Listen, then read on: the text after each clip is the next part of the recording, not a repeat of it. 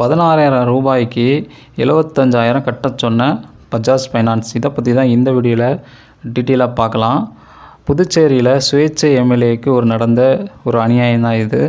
16,000 ரூபாய்க்கு இஎம்ஐ மூலமாக மொபைல் வாங்கியிருக்காங்க.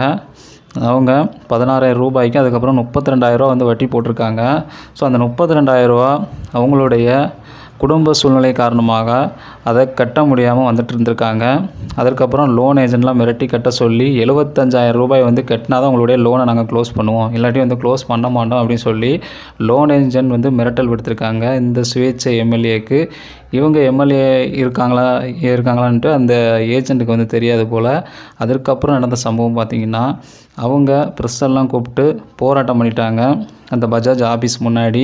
அதுக்கப்புறம் பார்த்திங்கன்னா சட்டரெல்லாம் உடச்சி அவங்களோட பஜாஜ் கம்பெனியே சூறையாடிட்டு இருக்கும்போது அங்கேருந்து போலீஸ்லாம் வந்துட்டாங்க. அதுக்கப்புறம் பார்த்திங்கன்னா பிரச்சனை சால்வ் ஆகி ஸோ ஒன்லி நீங்கள் லெஸ் பண்ணி கட்டிக்கலாம் வட்டியை அப்படின்னு சொல்லி சால்வாக பேசினதுக்கப்புறம் தான் இவங்க சுயேட்சை எம்எல்ஏ போயிருக்காங்க. இந்த மாதிரி எம்எல்ஏக்கு மட்டும் இல்லை, நிறைய பேருக்கு சாதாரண மக்களுக்கு அடித்தட்டு மக்களுக்கு இந்த மாதிரி பிரச்சனைகள் வரதான் செய்யும்.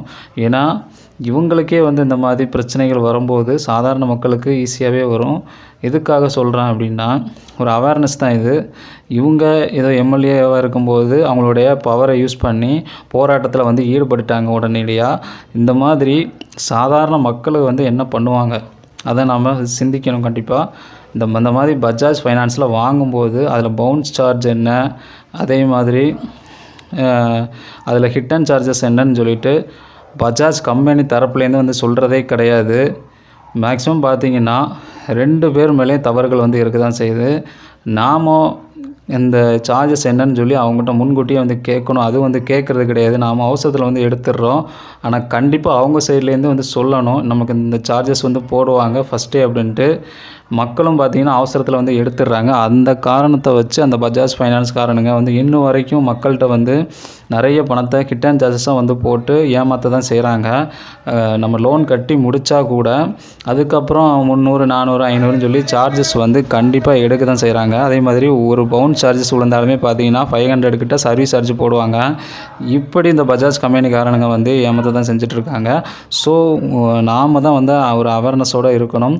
இந்த வீடியோ கண்டிப்பாக ஒரு விழிப்புணர்வு பதிவாக எடுத்துக்கங்க. அந்த வீடியோ கண்டிப்பாக ஷேர் பண்ணுங்கள். இப்போ இந்த புதுச்சேரியில் நடக்கிற இந்த சம்பவம் ட்ரெண்டிங்காக போயிட்டுருக்குது.